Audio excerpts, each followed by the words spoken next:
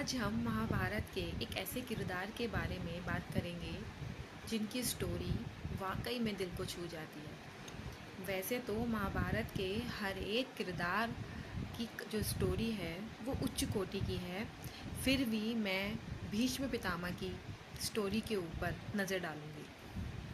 भीष्म पितामह, जिनके पिता का नाम राजा दुष्यंत था और उनकी माता का नाम था माँ गंगा। जो दुष्यंत थे वो हस्तिनापुर के राजा थे। एक बारी की बात है कि जो राजा दुष्यंत थे उनको किसी एक साधारण सी स्त्री से प्रेम हो जाता है जिसका नाम होता है सत्यवती। अब जब सत्यवती से उनका प्रेम हो जाता है तो वो उनके साथ शादी भी करना चाहते हैं, लेकिन जो सत्यवती के पिताजी थे उनको एक डर था कि अगर ये इनसे शादी कर लेगा तो मेरी पुत्री का जो पुत्र होंगे वो ऐसे ही रह जाएंगे, वो कभी राजा नहीं बन पाएंगे। क्योंकि जो दुष्यंत के बड़े पुत्र थे देवव्रत, जिनका आगे चल के नाम भीष्म पड़ा, कि ये तो भीष्म को ही गद्दी पे बिठाएगा दुष्यंत, तो मेरी पुत्री के जो पुत्र होंगे वो कभी राजा नहीं बन पाएंगे। तो वो महाराज शांतनु के सामने एक शर्त रखते हैं कि मैं अपनी पुत्री का विवाह आपके साथ तभी करूँगा जब आप भीष्म को कभी राजा नहीं बनाएंगे। यानी कि मेरी पुत्री के जो पुत्र होंगे वही आगे चल के राजपाट संभालेंगे, आप भीष्म को कभी भी गद्दी पे नहीं बिठाएंगे। अब ये बात सुनकर जो राजा शांतनु थे वो अत्यंत दुखी हो गए, क्योंकि वो अपने पुत्र से बेहद प्रेम करते थे, देवव्रत से, और वो सत्यवती को भी नहीं छोड़ना चाहते थे क्योंकि प्रेम उनको सत्यवती से भी था। अब वो ऐसी दुविधा में पड़ गए थे कि उन्हें समझ ही नहीं आया कि इसका सॉल्यूशन कैसे निकाला जाए। जब वो वापस आए तो वो राजपाट में उनका मन नहीं लग रहा था, वो खोए खोए रह रहे थे, बहुत दुखी दुखी रह रहे थे। फिर एक दिन भीष्म ने सोचा मेरे पिताजी को क्या हुआ है, वो इतने दुखी दुखी क्यों रहते हैं। तो उन्होंने बात को जानने की कोशिश की, तब उन्हें इस बात का पता चला कि उनके पिताजी राजा दुष्यंत जो हैं उनको सत्यवती नाम की एक लड़की से प्रेम है और वो उनसे शादी करना चाहते हैं, और ऐसे ऐसे उनके पिताजी ने शर्त रखी है। तो भीम जो थे वो, जो कि अपने पिता से और अपने राज्य से अति प्रेम करते थे, तो उन्होंने अपने पिता की और राज्य की खुशी के लिए गद्दी पर कभी ना बैठने का प्रण लिया कि मैं गद्दी पर कभी नहीं बैठूंगा। इस बात को देखकर जो राजा दुष्यंत थे उनको काफ़ी दुख हुआ, लेकिन जो सत्यवती के पिता थे उनको अभी भी शंका थी कि भले ही देवव्रत गद्दी पे बैठने के लिए मना कर रहा है, लेकिन आने वाले समय में जो उसके पुत्र होंगे वो तो गद्दी पे बैठने के लिए लड़ाई कर सकते हैं ना। प्रॉब्लम तो फिर भी वहीं की वहीं है। तो वो फिर से ये दोबारा दूसरी शर्त रख देते हैं राजा दुष्यंत के सामने। अब राजा दुष्यंत अति दुखी हो जाते हैं। तो इसके बाद जो देवव्रत थे वो आजीवन शादी ना करने की प्रतिज्ञा लेते हैं कि मैं कभी शादी नहीं करूँगा, गद्दी पर माता सत्यवती और मेरे पिता दुष्यंत का ही पुत्र बैठेगा। अब आप सोचिए, इतनी बड़ी पितृभक्ति कहाँ देखने को मिलती है,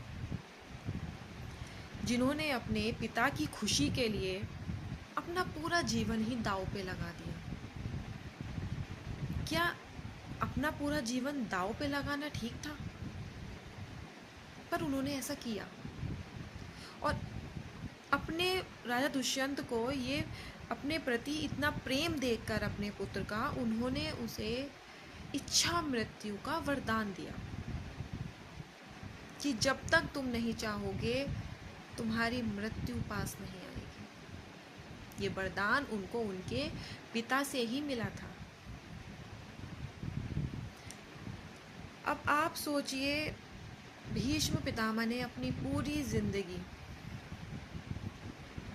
सिर्फ त्याग ही त्याग किया है, और अंत में उन्हें क्या मिला? इतनी दर्दनाक मृत्यु कि वो एक लंबे समय के लिए बाणों की सैया पे लेटे रहे। मेरा कहने का मतलब ये है कि इंसान के कौन से अच्छे कर्म और कौन से बुरे कर्मों को भगवान देखकर ये निर्णय लेता है कि इसके साथ कैसा न्याय होना है। जबकि वो तो एक अच्छी पर्सनैलिटी थे, लेकिन उनका जो एक डिसीज़न था जो उनके लिए बहुत भारी पड़ा, और वो था द्रौपदी का चीरहरण। जो भरी सभा में द्रौपदी का चीरहरण हुआ था, उसमें बड़े से बड़े महारथी बैठे थे, जिसमें एक सबसे बड़े महारथी भीष्म पितामह भी थे, लेकिन उन्होंने उसे रोकने की कोशिश नहीं की। उन्हें दर्द था, दुख था, उन्हें पता था कि ये जो हो रहा है ये पाप है, घोर पाप है, लेकिन उन्होंने अपनी आंखों पे मानो पट्टी बांध ली। जबकि द्रौपदी ने बोला भी था कि इस भरी सभा में सबसे बड़े भीष्म पितामह आप हैं और आप भी कुछ नहीं बोल रहे हैं, आप भी मौन बैठे हैं। तो मेरा कहने का मतलब ये है कि जब हमारी आंखों के सामने कुछ गलत हो रहा होता है और अगर उस टाइम हम अपनी आंखों पे पट्टी बांध लें, उसकी सज़ा कितनी भारी पड़ सकती है। भले ही आपने अपने जीवन में कितने भी अच्छे कर्म किए हों, कितने भी पुण्य करे हों, कितनी भी पूजा पाठ करी हो, लेकिन अगर आपकी आंखों के सामने किसी के साथ गलत हो रहा है, चाहे वो आपके अपने के द्वारा गलत हो रहा है,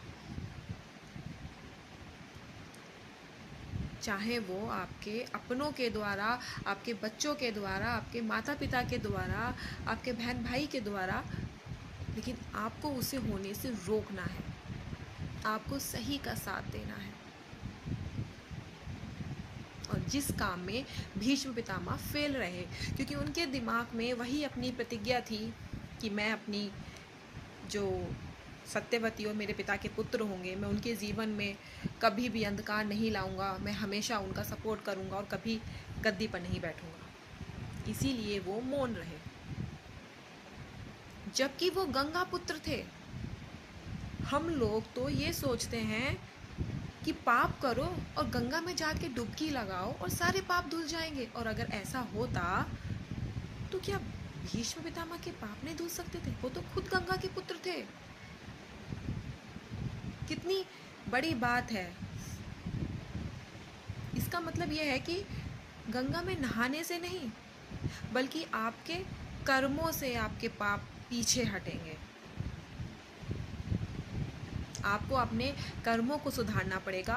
अगर आपने 70% अच्छे कर्म करे हैं और 30% बुरे कर्म करे हैं, तो वो 30% बुरे कर्म आपके 70% अच्छे कर्मों के ऊपर भारी हैं। ये आपको सोचने की ज़रूरत है। भले ही आपको सज़ा थोड़ी कम मिल सकती है आपके अच्छे कर्मों की वजह से, लेकिन सज़ा ऐसी नहीं है कि आपको नहीं मिलेगी। कुछ % कम हो सकती है, पर मिलेगी ज़रूर, और वो जो भी मिलेगी वो दर्दनाक ही होगी। इसीलिए कहा जाता है कि अपने ऊपर ध्यान दें, हम क्या कर रहे हैं, हम क्या बोल रहे हैं। और सबसे बड़ी चीज़, अपनी आंखों के सामने कुछ भी गलत होते हुए अगर आपको लग रहा है ना कि वो गलत है, तो वहाँ पे आवाज़ उठाएं।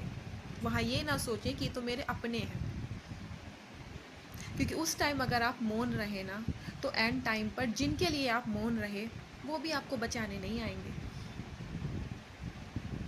जिस तरह से एक स्कूल में बच्चा किसी क्लास में एडमिशन लेता है, उसने पूरे साल क्या किया एक रिपोर्ट कार्ड के द्वारा हमें पता चलता है, वैसे ही हमारा एक रिपोर्ट कार्ड ऊपर डेली तैयार हो रहा हुआ होता है, जिसके हिसाब से ही हमारा क्रियाकलाप आगे होना होता है।